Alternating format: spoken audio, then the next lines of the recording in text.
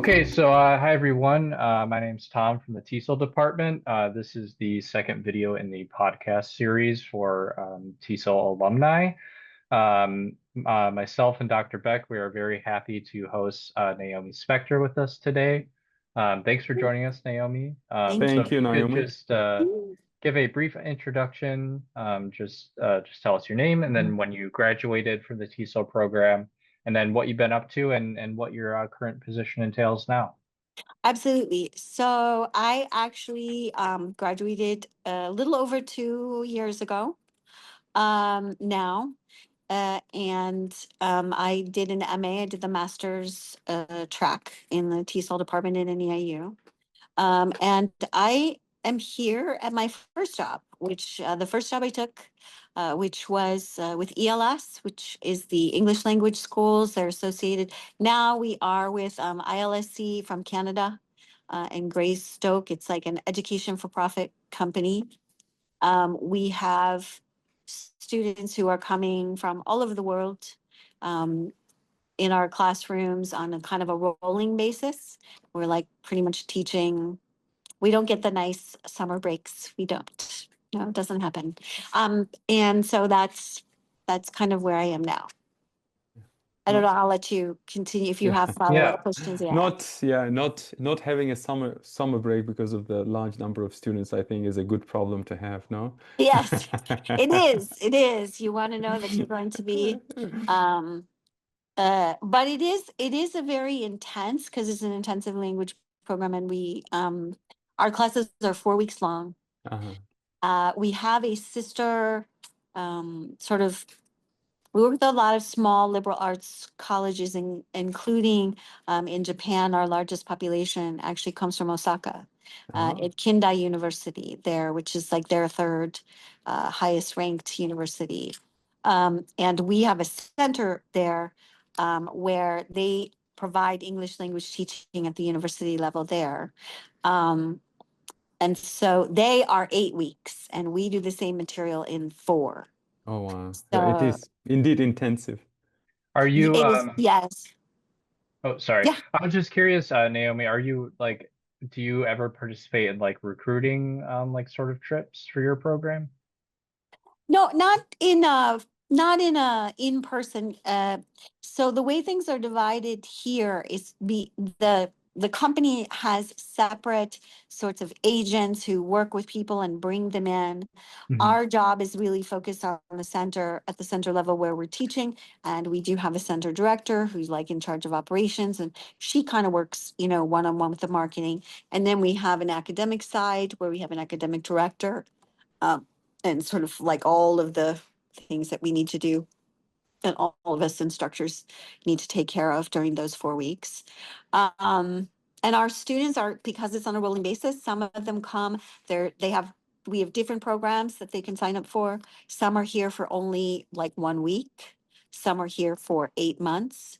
I mean, it's very different. And then every 4 weeks we test. It's a TOEFL-based test that they take. And so every 4 weeks they get that opportunity to take the test, see where they're at, move them up through various levels.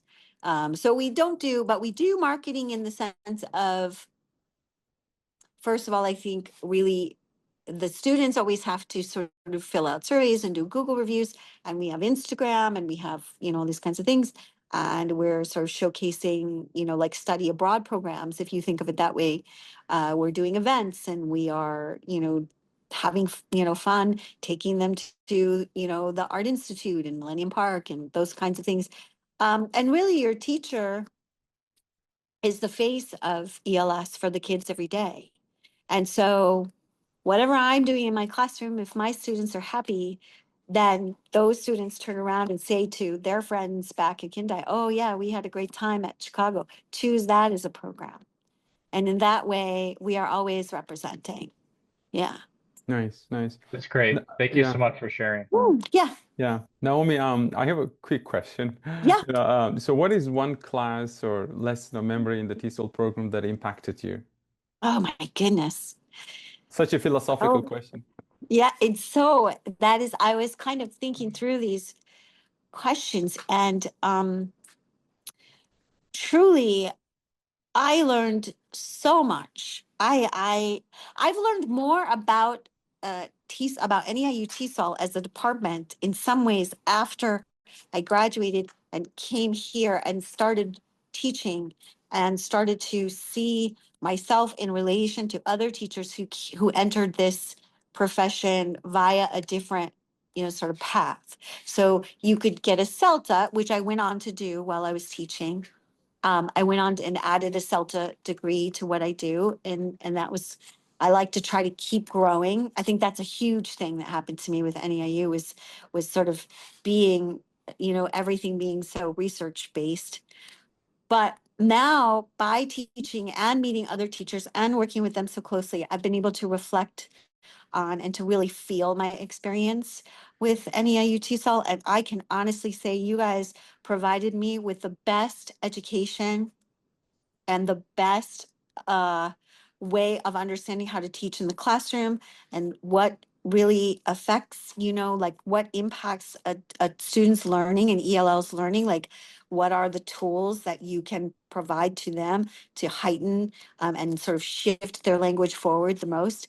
And I share what you gave to me with my fellow coworkers who may not have that same, they have not necessarily gone through this by doing a master's. And so they, often will say, oh, be thanking me. And I will be saying, no, I had great teachers and great mentors. Thank them, so I've learned to be so grateful for the education that I had with you guys. I will say, Beck, your technology class was really, really critical for me moving into the way teaching happens in, these days. Plus, I get to share so many affordances with my students when I'm listening to them about and they're telling me what their needs are and what they want to do. And I have these great resources that I can go in and I can pull and I can say, try this app and go to Fluent U and do this. And, and the students really love that. Right. And I know where to look Yeah, myself to be able to exactly. help them. And so really that was the most fun class. No, But it's always, fun to teach that class because it's not only, I'm there as a moderator, right? Most of the apps and affordances and applications come from the students. So that's why the credit doesn't necessarily come to me, but also credit should also go to the students who have taken the class with you. Yeah, sorry for right. interrupting. And there's so many times when I've gotten messages from the department where they say, okay, sign up for your classes for the semester. And I'm always thinking, I know there's new stuff that's going to be on the syllabus for like, for technology with ELLs. I'm like, I want to take it again. So I can have a one-stop shop to be able to see what's new. Yeah.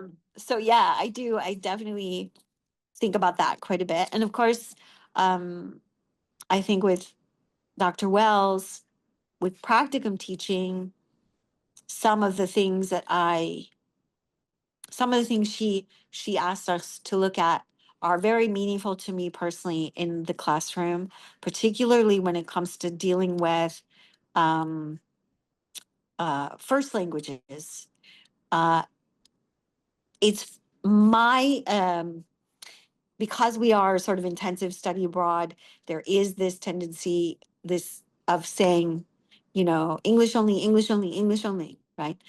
And in my head, I'm a little bit like, I really want to, I support my kids in my classroom to say, I'm always telling them in my way of thinking about it, is like your first language or languages as an adult learner, this is how you support yourself in early stages. They're like little baby wheels on a bike. And then once you're ready, those wheels will come off. And so, I feel, and I'm always trying to think about how to incorporate those cultures and the languages. It's like saying, I want you to use culture because they do ask us to do a communicative approach for teaching. It's like, I want you to use culture in your classroom, but then don't touch this thing, which is a huge part of this person's culture. That's weird to me. And that's Yeah, all down to Dr. Wells, I think, exactly. right? Exactly. No, you're Yeah. absolutely right. Like a good teacher is a reflective teacher, right? So Mhm. that's why, I think we should be really sensitive to the first language use and the culture of our learners. So that's one of the reasons, it's, like once you join the TESOL program, it's not only like ESL, English is a second language. It has, all of a sudden it becomes multilingual learners or multi-language learners, like Yeah, because, there are some families where two or three languages are spoken at the same time. absolutely. I know a family whose husband speaks Spanish and wife speaks Polish, and the Mm. kids speak and their children speak English, Hmm. Polish, and Spanish. Right? And Yes, so and that's why sometimes all at once, exactly, and right? sometimes all at once, exactly. Yeah, and my kids here, because we do have, our largest population is Japanese, but currently an example is, we have people coming from the EU, we have Saudis, Yeah, and we have Turkmenistan, and we have Russian, and we also have a lot of Brazilians, which exactly. is always kind of really interesting. Actually, the best combination, most interesting combination to watch is our Japanese ELLs and our Brazilian ELLs. And the Brazilians show up like, hello, and they're like this, and the Japanese are like, run away from those people. Exactly. And we literally have had some of the Brazilian kids come up and say, make them be friends with us. But then once everybody gels and they love sharing and they learn, like they Exactly. actually learn each other's languages too, Exactly. bits and Exactly. pieces while Exactly. we're working together. Yeah, I mean And that's what makes the US a melting pot. And mhm. I think ESL classes are the true representation of what melting pot looks like. Oh, for Yeah. sure. Yes, and it's the most, I will always remember being told at NEIU, um, that, you might not become rich, but you may meet the queen, right? Ah. We've heard this, right? That's it. Um, yes, Good, great. No, thank you so much for sharing. Yeah. right?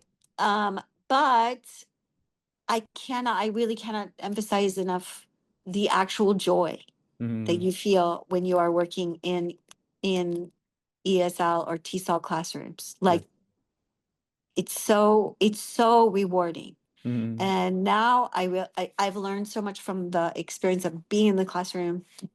And my favorite, I say now, like, my favorite moment or my favorite sound in the classroom is when I hear a student go, "Oh," and then I'm like, yes, aha yeah. moment, right? So Aha. so I Yeah. encourage you people out there, if you're thinking about a career in TESOL, just know that it is really, truly, genuinely joyful Nice. when you And get. as your last statement and recommendation is a great segue to the question that I would like to ask Mm, you. So, what yeah. advice do you have for a prospective MA in TESOL student? First of all, do it. Like, I didn't know if it was what I wanted when I didn't know when I first undertook to come there. I met with Jean and Gina, and I spoke with them. I knew that I loved languages and I loved studying languages. I always, you know, think about what I do in my classroom as someone who has really studied a number of languages and enjoyed it, and what works for me as a student. And then I see, whether those things are things that can work for my students. Um, but it was absolutely the very best choice I could have made. When I did not know the thing that I really was attracted to and always wanted to do. And I grew up like listening to all the people around me in Chicago, trying to understand and see if I could hear it, pick out anything. And I didn't know that this thing that I like to do, I didn't think it was like different or special, because it was just something that to me was very natural. And I thought dreams are supposed to come with like horns that go, but no. And there wasn't. And I do know that in my first class with Gina, and we studied policy and language instruction in the United States, and I learned from that class that, of course, I didn't know that, because language teaching is not always supported well. And so there wasn't a lot of people around me saying, by the way, that thing that you do, that's a thing. and you can do that. And once I was finally in the program, being surrounded by a group of students who and colleagues in my classrooms who were as kind of geeky nerdy about languages as and it continues to be true here. My teachers, my colleagues here, we talk every day about our experiences in the classroom, sharing, trying to get ideas from each other. What should I do about this situation? And so that is very fulfilling. That is incredibly fulfilling.